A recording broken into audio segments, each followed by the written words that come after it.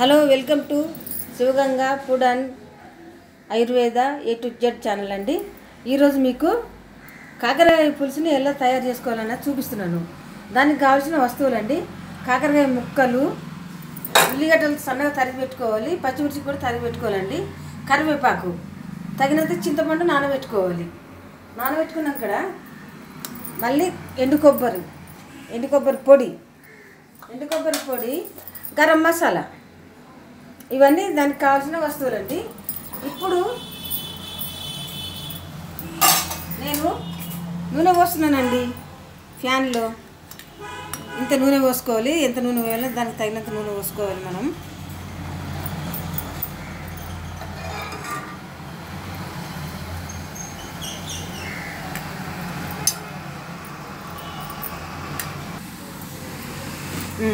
ఇప్పుడు నూనె కాగిందండి. మనం సన్నగా తరిగి పెట్టుకున్న ఉల్లిగడ్డ ముక్కలు వేసాను,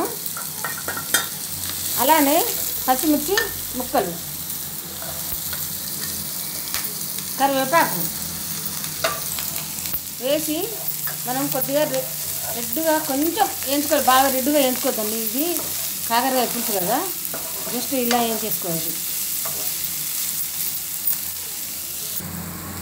చూడండి, కొద్దిగా ఇట్లా వేగాలి, ఎక్కువ వేగొద్దు ఉల్లిగడ్డలు. దీంట్లోకి వేగిన తర్వాత మనము దాంట్లో తగినంత పసుపు వేసుకోవాలి. వేసుకొని ఇలా అనేసేసుకోవాలి. అనేసేసి ఎమ్మటే మనం ఈ కాకరకాయ ముక్కల్ని వేసుకోవాలి. తరిగి పెట్టుకున్న కాకరకాయ ముక్కలు వేసుకొని ఒక 5 నిమిషాలు మనము సన్నసెగ మీద మగ్గనియాలి. చూడండి, ఇప్పుడు కొద్దిసేపు వేగింది కదా, ఒక 5 నిమిషాలు తర్వాత మనం సాల్ట్ వేసుకోవాలి. సాల్ట్ వేసుకుంటే మంచిగా మగ్గుతుంది. ఇంత సాల్ట్ పడుతుంది దీనికి. సాల్ట్ వేసుకొని కాస్త ఇలా తిప్పేసుకొని సన్నసెగ మీద ఉంచుకోవాలి. చూడండి, మనం ఉప్పు వేసిన ఇక్కడ ఒక 5 నిమిషాలు మగ్గబెట్టినాం కదా సన్నసెగ మీద, ఇలా అయిందండి. ఇట్లా అయిన తర్వాత మనం కారం వేసుకోవాలి. కారం వేసుకొని కలుపుకోవాలి. ఒక 2 నిమిషాలు ఉంచుకోవాలి. చూడండి, కారం వేసినాం కదా, కాసేపు వేయించేటప్పటికి ఇలా తయారైంది. ఇప్పుడు మనం దీంట్లో చింతపండు పులుసు వండుకోవాలి.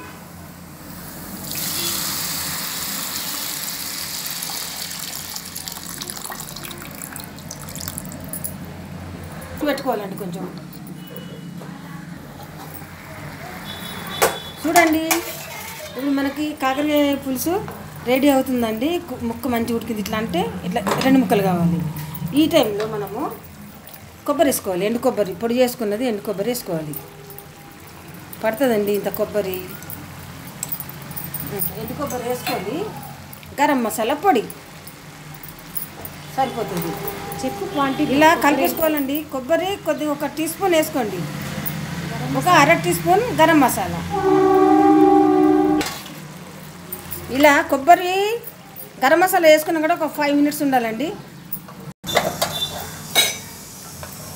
చూడండి, కాకరకాయ పులుసు రెడీ అయిపోయింది.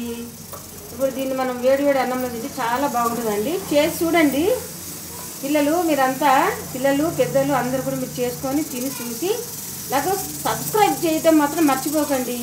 షేర్ చేయండి, కామెంట్ పెట్టండి, లైక్ చేయండి. ఉంటానండి, బాయ్.